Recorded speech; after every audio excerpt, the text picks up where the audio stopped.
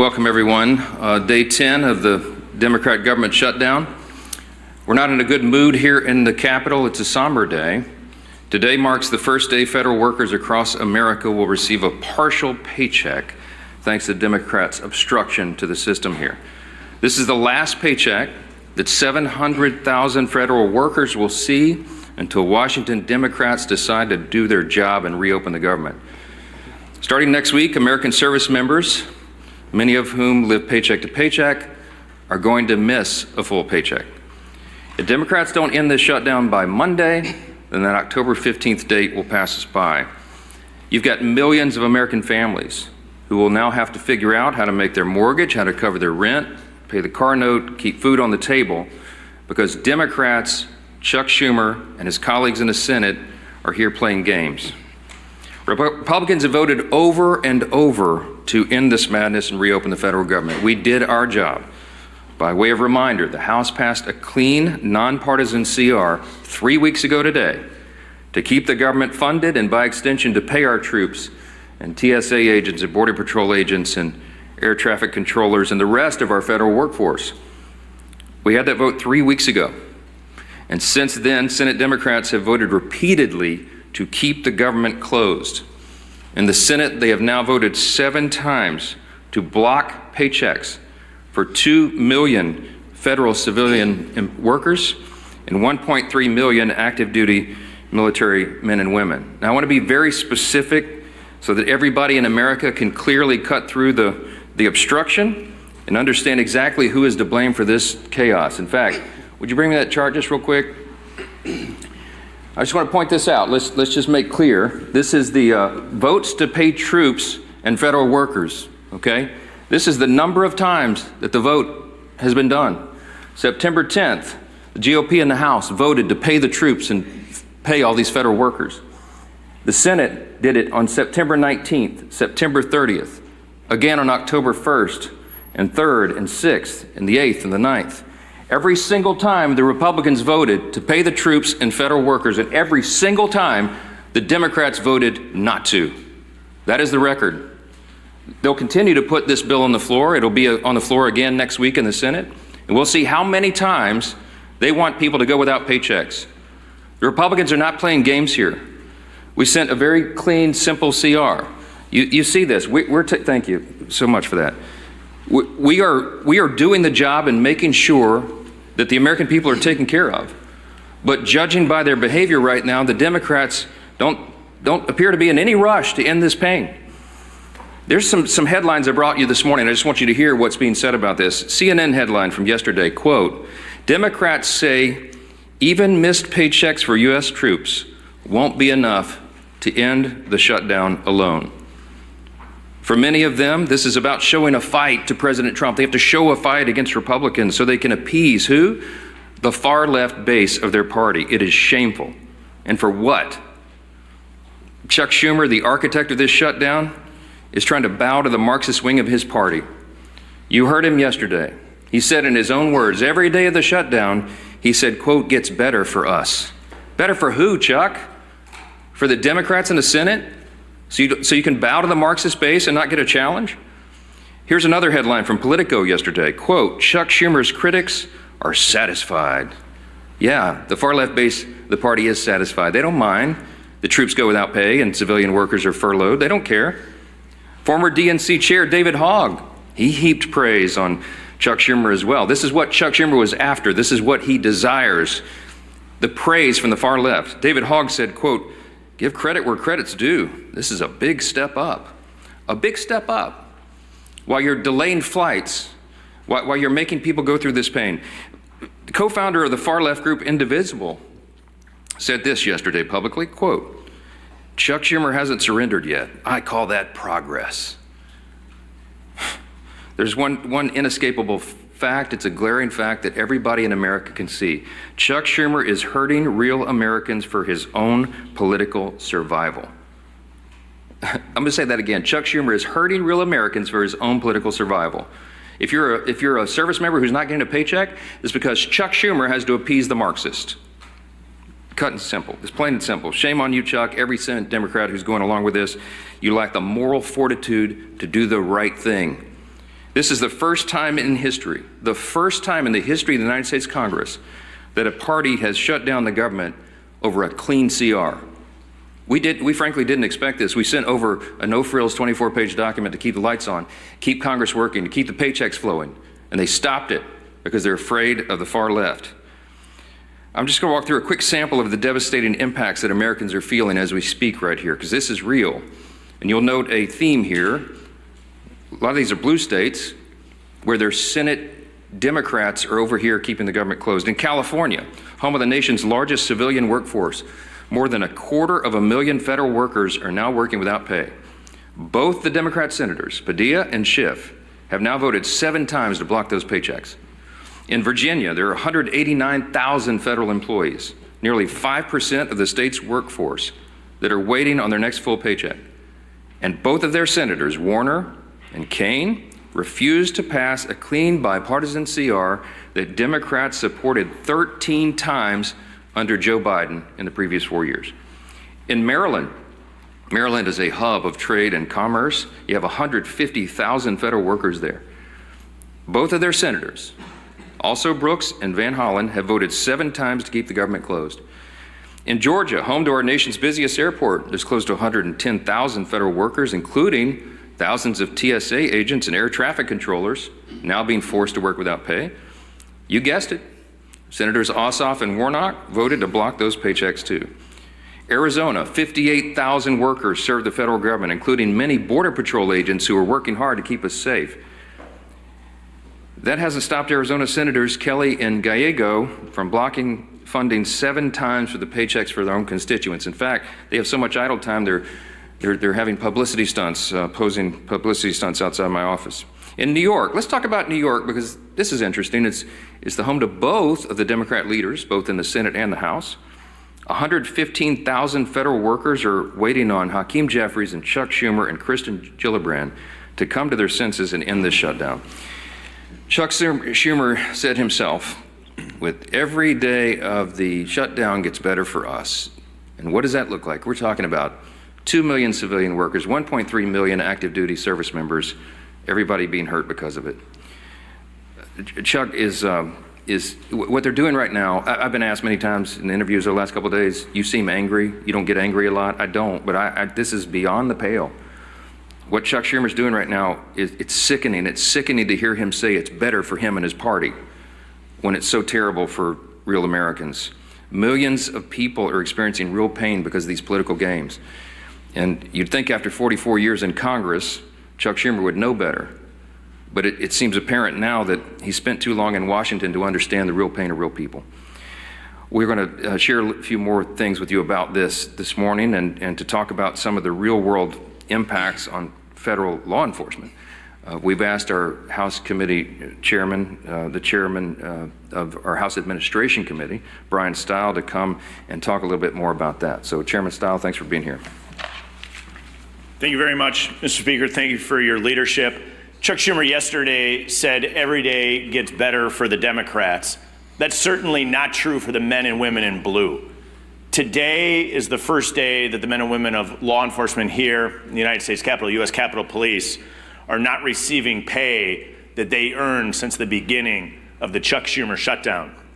As this continues, the chaos and consequences of the Schumer shutdown continue to build. Yet the men and women in law enforcement are asked to go out and serve and protect us every day. Chuck Schumer and Hakeem Jeffries will maintain a security detail, men and women that aren't being paid because of Democrats' decision to shut down the federal government. I chair the Committee on House Administration, work closely with the men and women of the United States Capitol Police, and they're suffering the consequences of the Schumer shutdown today. It's particularly concerning in a period of time when political violence is on the rise. Senate Democrats have voted to shut down the federal government 7 times. That's 7 times to defund our police. I'd ask Chuck Schumer if it's getting better for the men and women of Border Patrol who are on the border securing the United States of America. I'd ask him if it's getting better for the United States Marshals who are doing incredibly dangerous work on behalf of our country in every state. I'd ask him if it's getting better for the United States Secret Service, who's protecting the President of the United States. Chuck Schumer has put politics over people.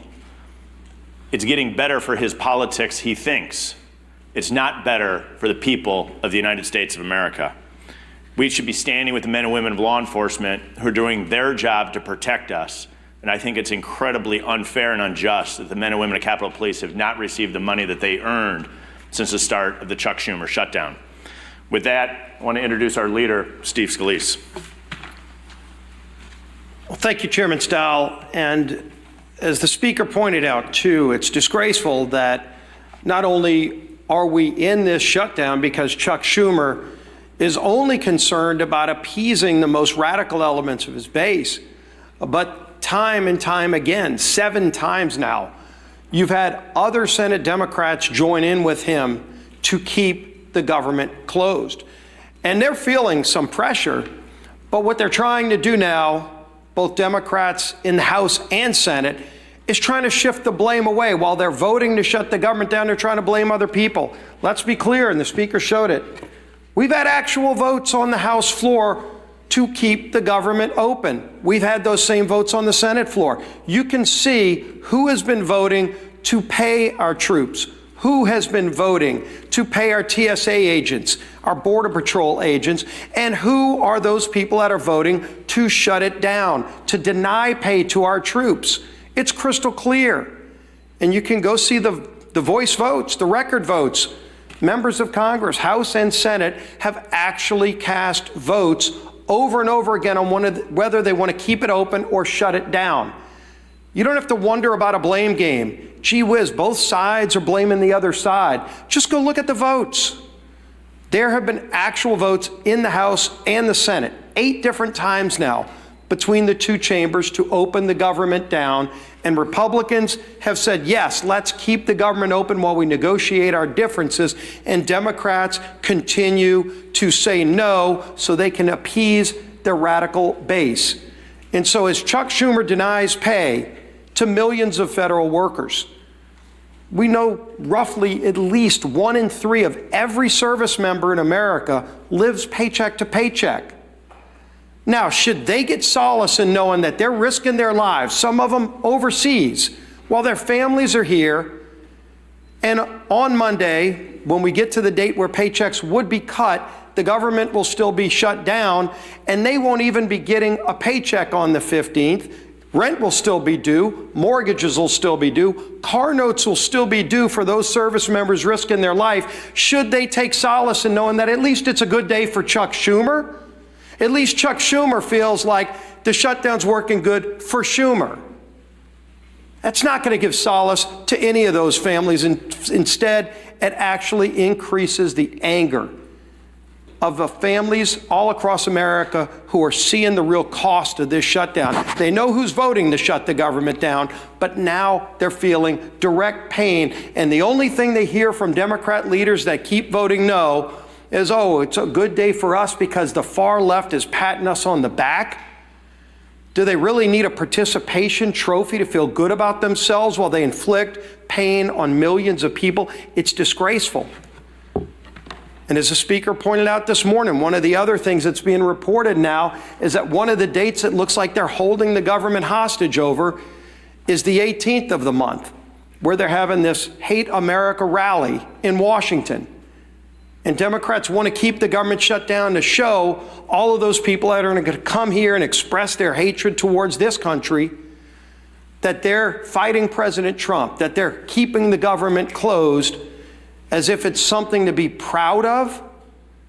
They ought to be ashamed. If they had any shame, they would come back, they would open up the government, and then we can negotiate our differences, which are very, very large on a lot of these issues. But in the meantime, we all know who's doing this. The votes are crystal clear. The public can go see who's voting to keep the government open, who's voting to shut it down.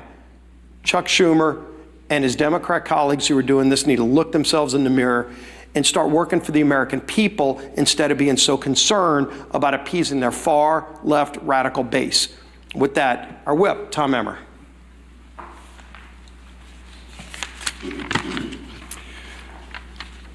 I'm going to go back to Chuck's words again. Quote, every day gets better for us. You reopen the government and we lose our leverage. The point of this shutdown is not just suffering for suffering's sake, but to make a point. These are actual quotes from Chuck Schumer and Senate Democrats over the last week. You don't have to take our word for what their motivations are in shutting down the government. They are spelling it out for you and all of us. This is about one thing and one thing only: to score political points with the terrorist wing of their party, which is set to hold, as Leader Scalise just commented on, a Hate America rally in D.C. next week. And they've forced military families, air traffic controllers, Border Patrol agents, farmers, veterans, TSA agents, and federal workers to pay the price. We're now on day 10 of the Democrat shutdown. Senate Democrats, including Senator Tina Smith in my home state of Minnesota, have had 7 opportunities to reopen the government, but they've refused every single time. Consequently, Americans across the country are experiencing flight delays. In a matter of mere days, 11,000 Minnesota National Guardsmen won't get paid. Federal workers are being forced to figure out how they're going to put food on the table for their families, just so the Democrats can maintain their leverage to make a point. It's despicable, it's disgusting, and it should be disqualifying. With election season right around the corner, I hope every single American is taking note. Republicans have done our job. Democrats, on the other hand, are only here to play politics, and they're willing to hang their constituents out to dry to do it. And with that, I'll turn it back to our speaker.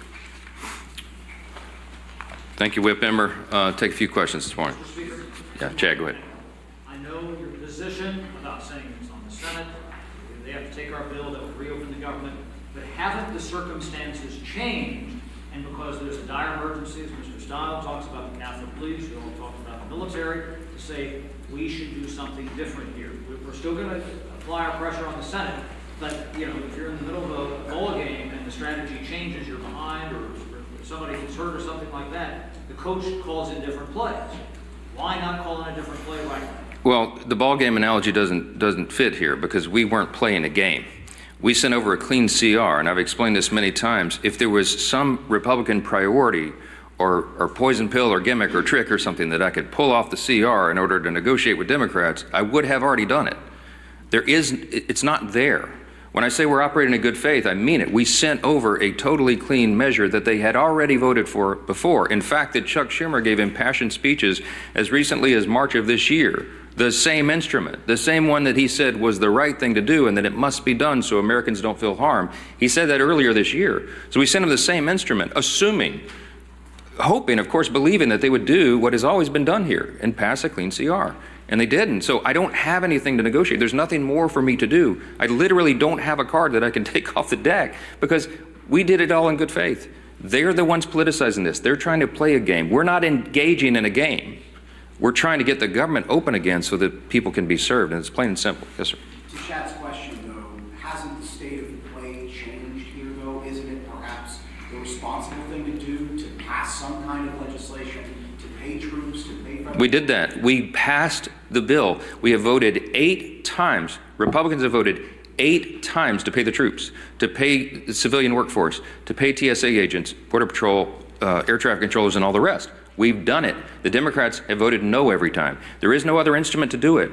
It's called a CR to keep the lights on and the doors open so that Congress can do its work, so that, as the Leader Scalise said, so that we can do all the rest of the negotiation and deliberation on all these other issues.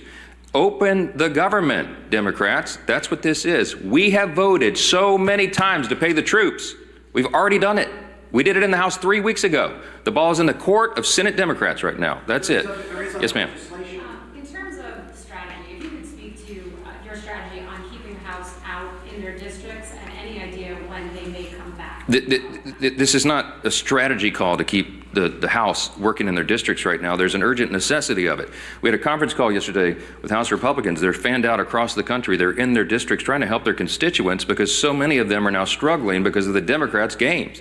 So they're helping, for example, rural hospitals to access the funds that we got signed into law July 4th, $50 billion rural hospital fund, so they can provide for health care for their constituents. They need to know how to navigate that before Chuck Schumer and the Democrats try to take it away. Their counterproposal CR would spend $1.5 trillion and take away the $50 billion that we passed into law just on July 4th, signed into law by President Trump to prop up rural hospitals. Who cares about health care here? Okay, our members are out working diligently in their districts, serving their constituents right now. We will come back here and get back to legislative session as soon as the Senate Democrats turn the lights back on. That's the fact. That's where we are. Yes, ma'am. On the military pay, though, in past shutdowns, there have been ways to guarantee that members of the military get paid. There are over 100 Republicans in your caucus who have signed on to a standalone bill to pay these military members. So at what point do you... Every single Republican is not just talking about paying troops. We have already had those votes. We have done that. We did it 3 weeks ago.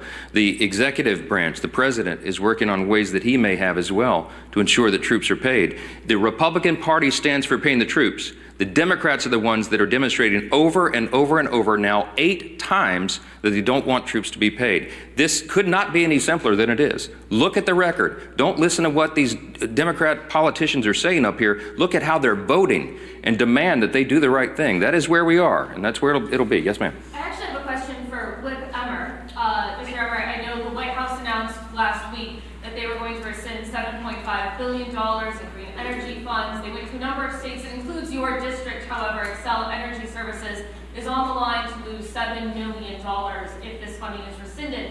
What conversations have you had with the White House about this? And what is your expectation for this funding? Is it truly gone, or is there some way to get it back? Well, this is going to affect the Speaker, this is going to affect the Leader, this is going to affect our Chairman, Representative Stile, and all of our members. Literally, this could end today. If Chuck Schumer and Democrats would reopen the government, this wouldn't be an issue. And what's happened is the White House has to make some very serious and difficult decisions as to what's essential and what's not. If you want to end it, Chuck Schumer, reopen the government. So, sir, your understanding is the White House will continue with that funding when the government reopens? I would suggest that you call Tina Smith and ask her why she wants to keep the government shut down and put all this at risk. Yes, ma'am. Is there a breaking point, like 2 paychecks miss, 3 paychecks, 4 paychecks, where you all change your strategy and say we're going to bring House Republicans back and negotiate before the government's reopened? I would like you to ask that identical question to Chuck Schumer. We have done the work in the House. We are awaiting them to do theirs. This is a 2-body, 2-chamber legislative body, okay? The House did its work. The House and Senate Republicans have repeatedly affirmed that. You saw the chart. 8 times now, they have voted to get the government open and get troops paid and federal civilian workers paid. Democrats have dug their heels in and said, no, no, no, no, no, over and over. They're the ones blocking the checks, not Republicans. All these questions should be directed to them and not to us. That is how this works. Thank you all for being here.